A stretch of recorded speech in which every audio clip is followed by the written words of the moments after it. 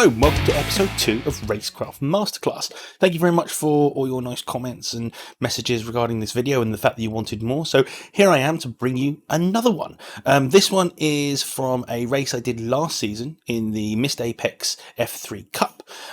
This was at the Nürburgring and I was near the front of the grid for this particular race because we had a reverse grid. I had a lot of faster cars coming to pass me and I had to negotiate my way around them to make sure I could keep my position, not lose too much time, or just be not too much of a nuisance in the way while still trying to be racy and put on a bit of a show because this particular one was broadcast live. So we're going to go straight into the first clip now, which is me being attacked by the two championship leaders. So let's see how it goes. So as you can see, we go off here into the Schumacher S. I could have made this easy and gone right up to the right hand side, but I wanted to make it a little bit difficult, so I stayed in the middle of the circuit just before starting to take my line. They kind of have a bit of a swarm and a look. He has his nose up the inside, so I leave him the space on the inside. It gives me that tighter line, which gives them a really, really good run. And right at the moment now, you're now going to get a double slipstream effect.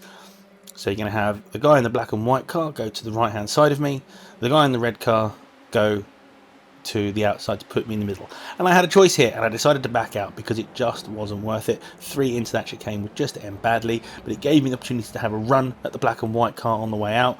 The red car managed to do a brilliant pass to get past, and I tried to fight him around the outside here, but he then ended up getting me into turn 1. But let's have a look at it in more detail. So we're riding on board with the car at the back of the chain, the red car, and as you can see I go to the middle of the circuit just to make sure he can't get up alongside me too early. By the time he pulls out it is a bit too late, but as you can see here, now normally my racing line is right on that blue bit of curb, that bluey green bit of curb, but I know he's there because at this point I've seen him pull out on me. You know, he hasn't got much of an overlap and I probably could, and I know lots of people who would take the racing line there, but I know he's there. So I just don't turn in as hard. I give him a little bit of angle because, again, yes, I'm on the racing line, but it doesn't matter. You know, when you're in these kind of situations heading into a corner, the racing line isn't important. The racing line doesn't give you any right of way. So I give him a little bit of room. But what it does for him here is he now doesn't let me get back over to the left-hand side to open up this right-hander, which will give him and Danny behind me a much better run. So here they go with double slipstream. I'm a sitting duck here, and I know it. So I just stay in the middle of the track and let them negotiate around me. Now, I make a bit of a mistake here because I should have stayed where I was. If I stayed where I was, the black and white car may not have got me, or may have gone around the outside of me at the chicane, but the red car definitely wouldn't have got me because he would have been boxed in. But I gave him some room, and then at this point I'm like, what do I do here? I've got a car on the outside of me. I think he's closer than he actually is. I'm watching the car on the inside, just for reference to see how far I can move over, and he's squeezed me quite hard to make sure he's got the best opportunity for the chicane that he can have. So what I decide at this point is I'm just going to brake early. Let these guys go past, and then because he's going to have a more difficult exit and I have to get him back. I knew the position was already lost to the red car, but I could have salvaged it, but the guy in the black and white car just had the slightly better run. But again, there was no contact, it was close racing, and everyone kept it together. Right, on to the next one. So again, we're at the same corner, coming to the same section of track, but a slightly different scenario. Just me one-on-one with the green car behind me. We come into the Schumacher S. He's got a much better run than the other guy did the previous lap. Pulls out very, very early. I do try and squeeze him, but he's well alongside. So I give him more room to let him have the corner. But crucially, I get the switchback here. So I manage to get the better run. I get the slipstream.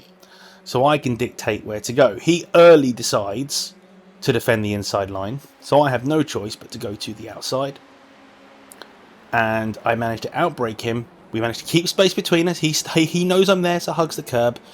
And yeah, a really, really nice overtake from me there. He tries to have another look, but that has him done for that particular lap.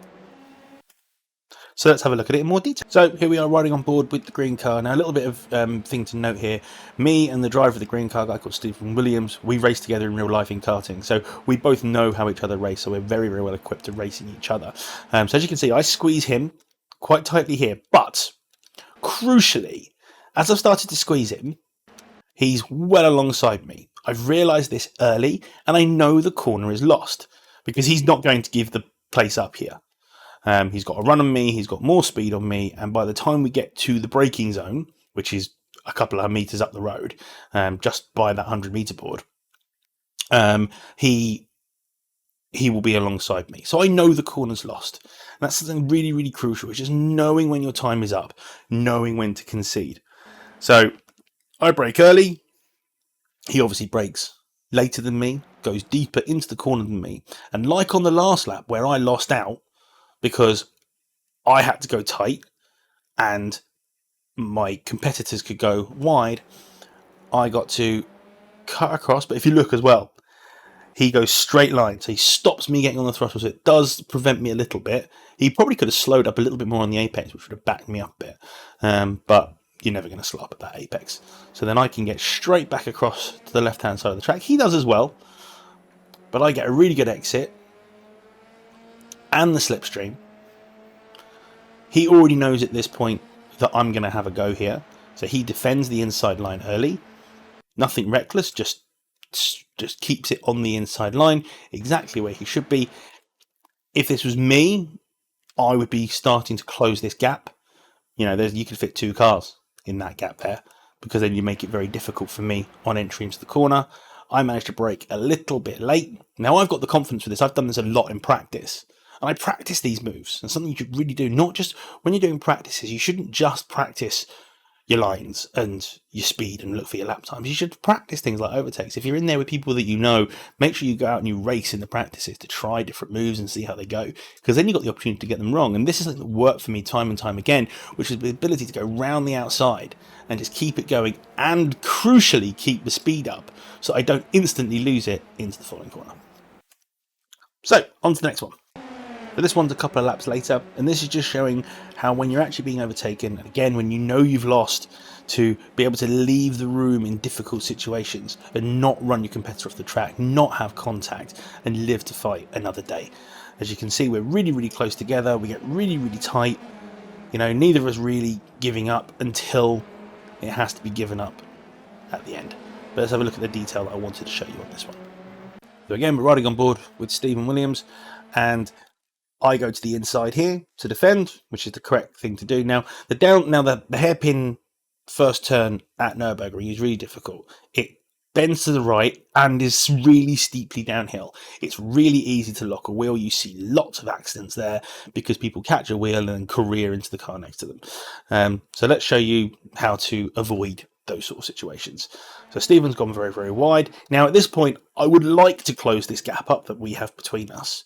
But because of the elements of the corner that I just mentioned, if I try and move here, especially because we'll be under braking at this point, if I try and move here, I will just lock up. And that will either send me straight off the circuit or into Stephen. So as you can see, we come into here. Now, let me just slow it down.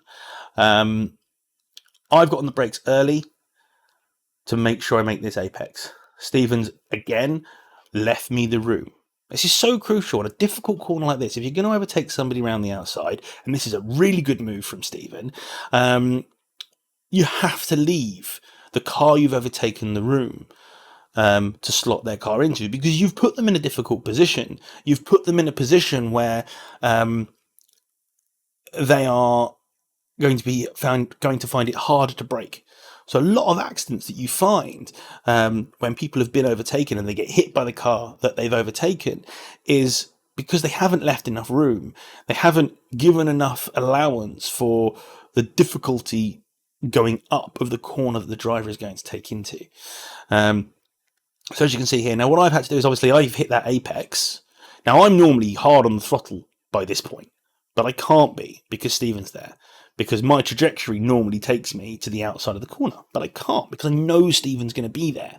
You know, I could have straight lined and gone straight in front of him, and one of two things: he'd have hit me, or it would have worked. But it's a really, really difficult judgment call to make in that position when you don't really know where he is. I'm in VR, so I would have had a glance to see that he was there, which is why I keep the lock on. Look at my wheels. I keep the lock on. Normally, I'd be straightening up by now, but I keep that lock on to make sure I leave him that car's width to give him the room, which is what all this fair racing is about.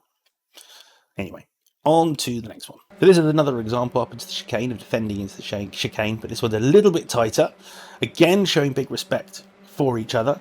There was a tiny bit of contact here, but nothing too reckless. Again, really tight through here. We both knew our roles and got through cleanly and safely. So here we go. Again, I'm defending not very hard, to be honest. But again, he does what Stephen didn't do here. I'm a bit closer to him. He's a bit closer to me. So we're both in the middle of the circuit, which is going to make it a bit difficult for both of us. I still have the high ground, though, because at this point I'm still ahead, and I do have that outside line, which I've made work.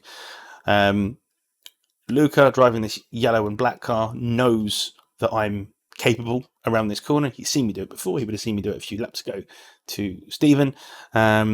So he knows what to expect. So as we come into here, again, notice the gap difference between me and Luca, compared to me and Stephen. Stephen was much further over to the left. So Luca outbrakes me. But the good thing with this move that I do here is I can come off the brakes earlier than he can. He has to stay on the brakes and trail brake into the apex. Keeps it very tight, gets the car really well rotated, doesn't hit that curb. If he hits that curb, it's all over because he'll bounce and he'll hit into us. But pinpoint accuracy from Luca. And then again, I take my line. The only thing that Luca does wrong here is he turns quite hard. And you see how he turns quite hard and he hits me.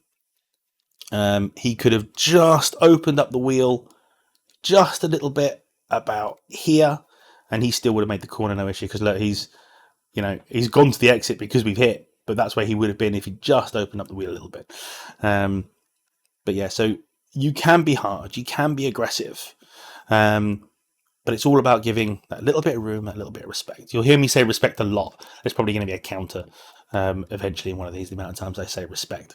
Now we're going to move on to the last clip, which is all about respect and side-by-side racing. So let's go have a look. So this is straight after I've just pulled that move off on Luca, and he's coming straight back at me to fight. Now, having spent a lot of time in the F3 officials, you don't see people go side by side very often. There's often a crash when people go by side because they don't leave enough room for each other. But as you can see, me and Luca can be really super, super close for corner after corner without really much of an issue. You know, he gets me into here, I realise he got me, so I change my line so I make sure I get the better exit, and then we come into this left-hander here, and I'll still attempt to go around the outside of him here. You know, again, we get really close, we don't actually touch, and again, side by side all the way through there, but he gets the better exit out of here, and then he has me into the chicane. He goes over to defend just to make sure I can't get him into the hairpin, and then he is away.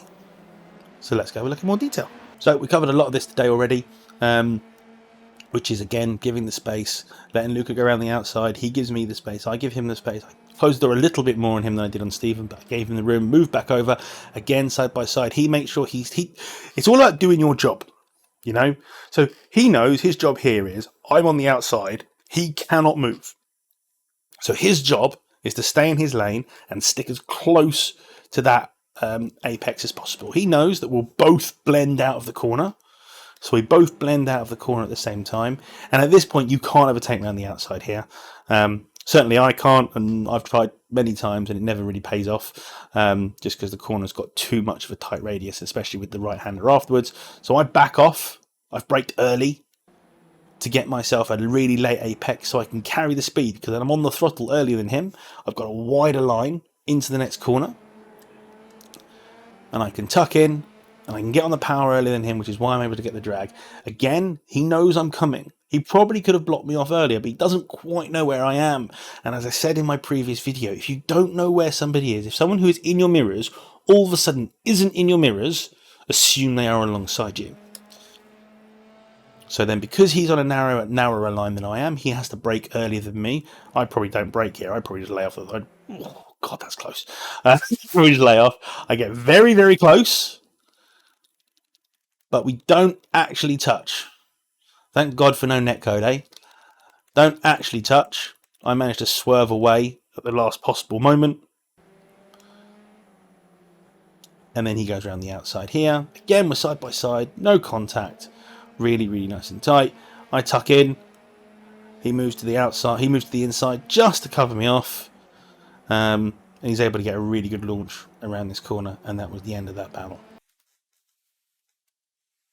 And that's it. That's all I've got for you for today.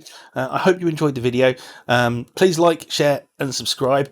And if you want to, I would love to review some of your Racecraft videos. So as you can see, my TikTok and my Twitter handle at Alex Vangeen is in the corner there. You can send me a DM with a file, with a link to a file, with a replay in it, and I'll happily review some of your own personal overtakes or things that you or bits that you've seen in iRacing, which is really, really good racecraft. I'm not interested in crashes. This is here to promote good racing and trying to learn a little bit more about racing. So if you are a person that gets involved in quite a few incidents, maybe these videos can help you. Maybe me looking at something that you've done that's quite good can show you what you've done and maybe how to recreate it. Anyway, thank you very much for watching. Again, like, share, subscribe, and I'll catch you on the next one. Thank you. Goodbye.